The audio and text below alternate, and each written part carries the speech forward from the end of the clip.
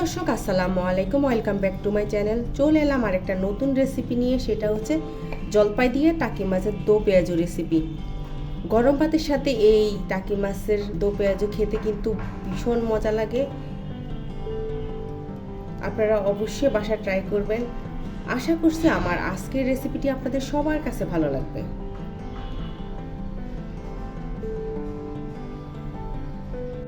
টাকি মাছের দো পেঁয়াজু রান্না করার জন্য আমি এখানে 5টা টাকি মাছ নিয়েছি। তো টাকি মাছগুলোকে আমি কেটে ধুয়ে ভালোভাবে ক্লিন করে নিয়েছি। এখন এই টাকি মাছগুলোকে আমি ছোট ছোট টুকরো করে নিব।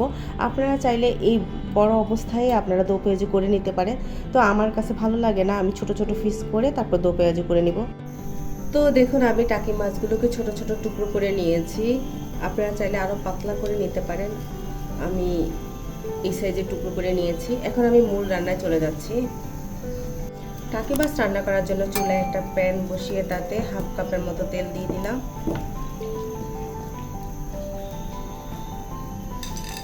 দিয়ে দিচ্ছি হাফ কাপের মতো পেঁয়াজ কুচি, 5-6টা কাঁচামরিচের মাঝখানে ফালি করে দিয়ে দিচ্ছি। একটা টমেটোকে কুচি করে দিয়ে দিলাম।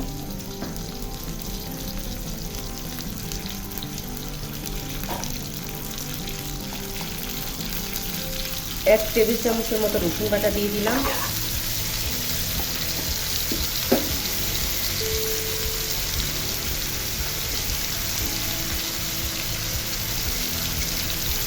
এক চামচ হলুদের গুঁড়ো দিয়ে দিচ্ছি। হাফ চামচ জিরের গুঁড়ো দিয়ে দিলাম।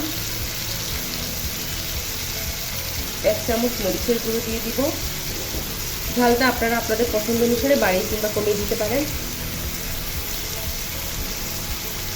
স্বাদ মতো একটু লবণ দিয়ে দিচ্ছি।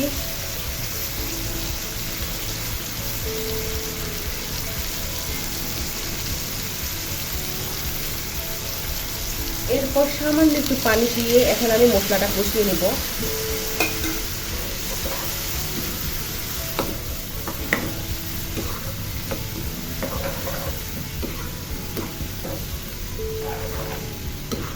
চুলার আঁচটা মিডিয়ামে রেখে আমি মশলাটা কষিয়ে নিচ্ছি। তো দেখুন 3-4 মিনিট আমি মশলাটাকে খুব ভালোভাবে কষিয়ে নিয়েছি। তো মশলার উপরে দেখুন তেল উঠে গিয়েছে। তো আমার মশলাটা ভালোভাবে কষানো হয়ে গিয়েছে। তো এই পর্যায়ে আমি প্রসেস করা টাকি মাছটা দিয়ে দিচ্ছি। দিয়ে ভালোভাবে মিশিয়ে নিব। এই মাছটাকে আমি প্রথমে 2 মিনিট কষিয়ে নিব চুলাটা হাই হিটে রেখে। ভীষণ মজার এই টাকি মাছের দো পেঁয়াজু, আপনারা অবশ্যই বাসায় ট্রাই করবেন।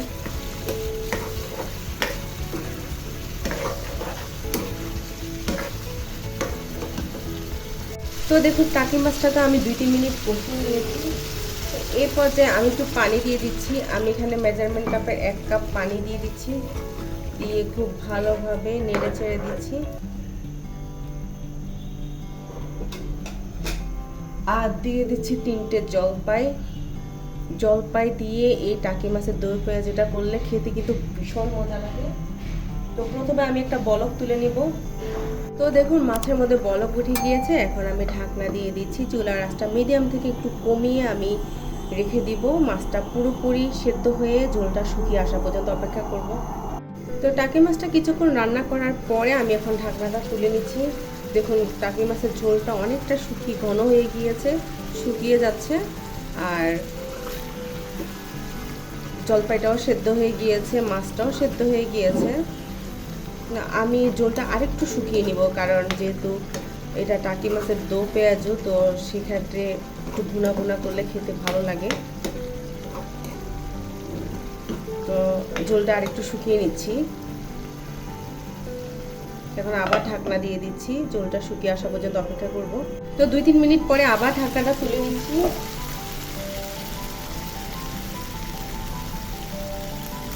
তো ঝোলটা প্রায় শুকিয়ে গিয়েছে। তো আমি এই পর্যায়ে ঝোলটা আর শুকাবো না, পাতিল ধরে একটু নেড়ে দিচ্ছি। উপরে একটু ধনিয়া পাতা ছিটিয়ে দিচ্ছি।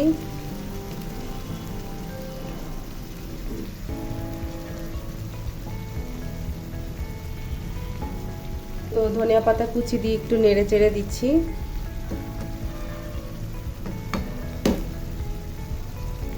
তো আমার টাকি মাছের দো পেঁয়াজিটা রেডি হয়ে গিয়েছে।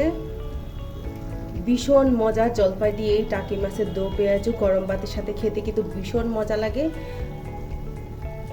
আপনারা অবশ্যই বাসা ট্রাই করে আমাকে কমেন্ট বক্সে জানাবেন কেমন হয়েছে। ভালো লাগলে একটা লাইক দিবেন আর আমার চ্যানেলটা সাবস্ক্রাইব করবেন। আজ তাহলে এই পর্যন্ত, সবাই ভালো থাকবেন। আল্লাহ হাফেজ।